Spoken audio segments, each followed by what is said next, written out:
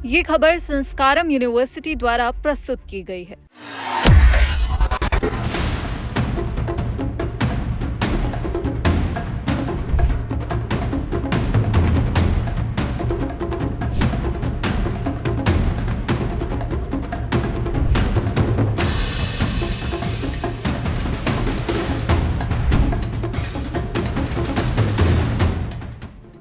क्या इजराइल के प्रधानमंत्री नेतन्याहू अमेरिकी राष्ट्रपति डोनाल्ड ट्रंप के इशारों पर काम करते हैं या फिर कहानी इसके बिल्कुल उलट है? दरअसल पिछले कुछ दिनों से पूरी दुनिया में ये बहस छिड़ी हुई थी कि नेतन्याहू ट्रंप की भाषा बोलते हैं, लेकिन अब खुद नेतन्याहू ने इस पर चुप्पी तोड़ी है। नेतन्याहू ने साफ कह दिया है, हम ट्रंप के इशारे पर काम नहीं करते। इतना ही नहीं, ट्रंप और उनके उपराष्ट्रपति जेडी वेंस की तीखी चेतावनियों को दरकिनार करते हुए इजराइल ने लेबनान से अपनी सेना हटाने से साफ मना कर दिया।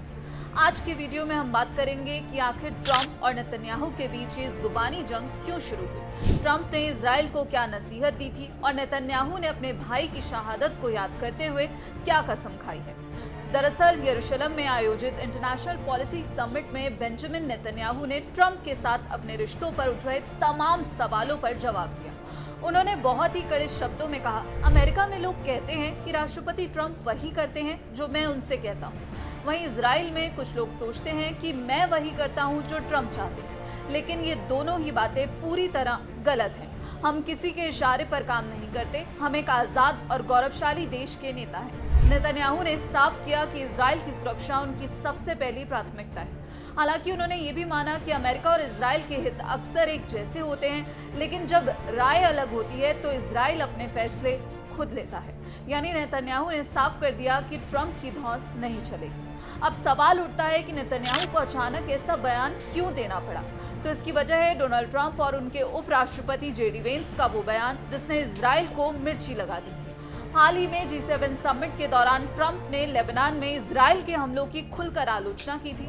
ट्रंप ने सीधे ये कहा था कि इजराइल हिजबुल्लाह से बहुत लंबे समय से लड़ रहा है और इसमें बेकसूर लोग मारे जा रहे हैं। किसी एक को ढूंढने के चक्कर में पूरे इलाके को तबाह करना कोई समझदारी नहीं है। वहाँ रहने वाले सभी लोग हिजबुल्लाह के नहीं हैं। ट्रंप ने तो यहाँ तक कह दिया कि इजराइल को लेबनान का मामला सीरिया पर छोड़ देना चाहिए और इजराइल को ये नहीं भूलना चाहिए कि अगर ट्रंप ना होते तो आज इजराइल का वजूद ही ना होता। इसके तुरंत बाद अमेरिका के उपराष्ट्रपति जेडी वेंस ने करीब 45 मिनट की प्रेस कॉन्फ्रेंस की और इजरायली मंत्रियों को सीधे चेतावनी दी। वेंस ने याद दिलाया कि इजराइल पिछले 3 महीनों से जिन रक्षा उपकरणों का इस्तेमाल कर रहा है उसका 2/3 हिस्सा अमेरिकी टैक्स पेयर्स के पैसों से बना है, इसलिए इजराइल को अमेरिका पर जुबानी हमले बंद करने चाहिए। ट्रंप की इस नाराजगी और जेडी वेंस की धमकी का नेतन्याहू पर कोई असर नहीं दिखा। समिट में उन्होंने 2 बड़े ऐलान कर दिए। अगर पहले ऐलान की बात करें तो उन्होंने कहा, स्विट्जरलैंड में अमेरिका और ईरान के बीच चाहे जो भी शांति वार्ता चल रही हो, इजराइल ईरान को कभी भी परमाणु हथियार नहीं बनाने देगा। नेतन्याहू ने गर्व से कहा कि उन्होंने अमेरिकी सेना के साथ मिलकर इतिहास का सबसे बड़ा हवाई अभियान चलाया और ईरान के परमाणु ढांचे को भारी नुकसान पहुंचाया है। दूसरे ऐलान की बात करें तो जब तक इजराइल के नागरिकों की सुरक्षा के लिए जरूरी होगा, इजरायली सेना दक्षिणी लेबनान के सुरक्षा क्षेत्र में तैनात रहेगी। सेना वहां से 1 इंच भी पीछे नहीं हटेगी। हालांकि उन्होंने ये जरूर जोड़ा कि इजराइल की दुश्मनी लेबनान के आम लोगों से नहीं है, बल्कि ईरान समर्थित हिजबुल्लाह से है। आपको बता दें, समिट में एक ऐसा मौका भी आया जब पीएम नेतन्याहू काफी भावुक नजर आए। उन्होंने करीब 50 साल पहले देश के लिए शहीद हुए अपने बड़े भाई लेफ्टिनेंट कर्नल योनी नेतन्याहू को याद किया।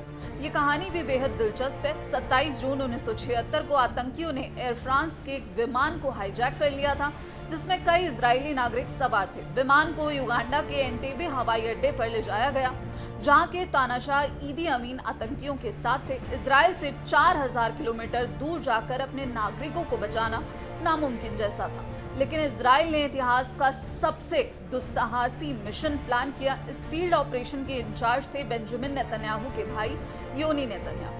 इजराइल ने अपने 102 नागरिकों को तो बचा लिया, लेकिन इस पूरे ऑपरेशन में इजराइल का सिर्फ एक सैनिक शहीद हुआ और वो थे खुद योनी नेतन्याहू। अपने भाई की इसी शहादत को याद करते हुए बेंजामिन नेतन्याहू ने साफ कहा कि उनके भाई की यादें हमेशा उनके साथ हैं और वो देश की सुरक्षा से कभी समझौता नहीं करेंगे। नेतन्याहू के इस कड़े रुख से साफ है कि इजराइल भले ही अमेरिका का सबसे करीबी दोस्त हो, लेकिन जब बात इजराइल की अपनी सुरक्षा और फैसलों की आएगी तो वो सुपर पावर अमेरिका के सामने भी झुकने को तैयार नहीं है। तो यहाँ पर नेतन्याहू ने साफ किया कि वो ट्रंप की धौंस नहीं चलने देगा।